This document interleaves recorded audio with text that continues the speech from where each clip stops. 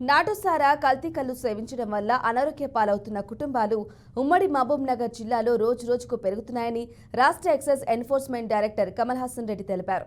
వాటిని పూర్తిగా అరికట్టాలని ఎక్సైజ్ యంత్రాంగం అవసరమైన చర్యలు చేపడుతున్నట్లు ఆయన చెప్పారు.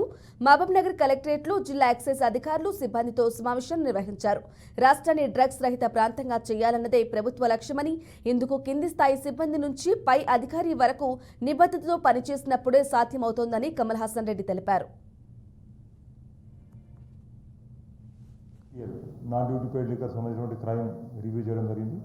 ఈ జిల్లాలో ఉండేటువంటి అధికారుల పనితీరును కూడా సమీక్షించడం జరిగింది.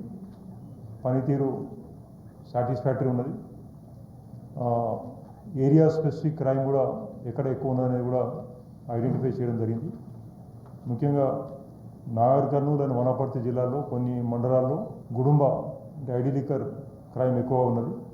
అదేవిధంగా అక్కడక్కడ గాంజా వినియోగం అంటే వేరే జిల్లాతో కంపేర్ చేస్తే ఇక్కడ చాలా తక్కువ ఉన్నది. గాంజా కానీ ఎన్డీపీఎస్ క్రైమ్ కానీ చాలా తక్కువ ఉన్నది. ఇక్కడ మేజర్ క్రైమ్ వచ్చేసి ఐడి లిక్కర్, ఈ రెండు జిల్లాలో ఎక్కువ ఉన్నది. ఐడి లిక్కర్ కంట్రోల్ చేయాలని చెప్పి ఒక ఉద్దేశంతో, టోటల్ ఎరాడికేట్ చేయాలి అనే ఉద్దేశంతో ఒక స్పెషల్ డ్రైవ్ ఆల్రెడీ లాంచ్ చేయడం జరిగింది. ఇందులో సిగ్నిఫికెంట్ రిజల్ట్స్ వచ్చినాయి. అయినా ఇంకా కొన్ని ప్రాంతాల్లో ఐడి లిక్కర్ ఇంకా కంట్రోల్ కాలేదు. ఐడి లిక్కర్ కంట్రోల్ చేయడానికి ఏం చేయాలనే దాని మీద కూడా ఒక యాక్షన్ ప్లాన్ తయారు చేసుకోవడం జరిగింది. వీరికి అందరికీ కూడా అధికారులకు అందరికీ సూచనలు ఇవ్వడం జరిగింది. రానున్నటువంటి ఒక 1 to 2 monthsలో ఐడి లిక్కర్ కంట్రోల్ చేయాలి పూర్తిగా.